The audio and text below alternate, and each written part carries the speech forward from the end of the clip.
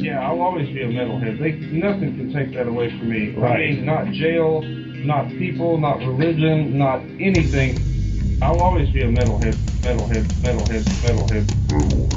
Metalhead leaves you all out.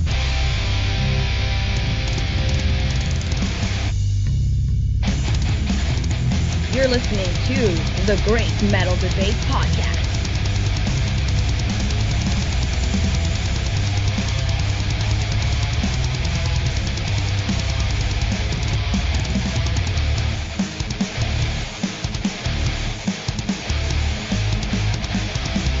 Welcome, metalheads from around the world, to another episode of the Great Metal Debate Podcast.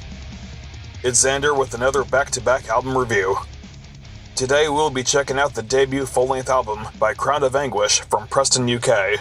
This album is titled Stalker at the Midian Gate, which was released on July 9th through Brutal Cave Records. I first heard of this band about 3 weeks ago when I heard the single Radiant Moon of Foes. I instantly looked up the album name printed on the cover and found nothing anywhere. I looked up Metal Archives, nothing. Bandcamp, nothing. Their Facebook, nothing. All I knew from the video description was that this was set to release in July, but with no official release date. So I had to keep periodically checking to see if this was out, and I didn't know about it being dropped on the 9th until the 10th. Fuck me, right? Anyway, I knew I wanted to talk about it, but first, it was worth noting that they had released an untitled EP last year, and that there was no repeats, remixes, or remasters of old songs on the LP. The first track on the record, Gathering Stormfires of the Perilous Want, might sound like an ordinary death metal song, but give it time. After a minute, there will be one of my favorite uniquities about the genre, the inclusion of an acoustic guitar. This one, however, has an ancient oriental sound, as if it's meant to sound old. After this break in the song, another tempo change happens where both the music and the vocals have a groove. Radiant Moon of Aphos, as mentioned earlier, has a great sounding main riff which perfectly fits the rest of the overall instrumentation.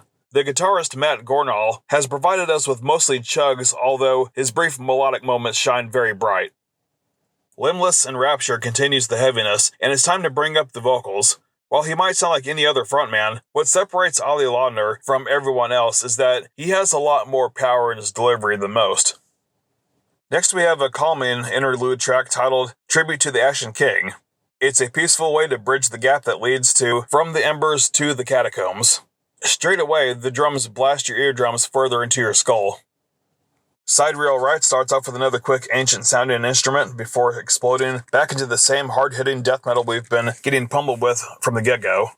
And then there's a track like He Who Bears the Key. Now with this one, it's obvious that the band intends to keep us listening with the interesting Middle Eastern sounding beginnings. This one also has it infused towards the middle of the song.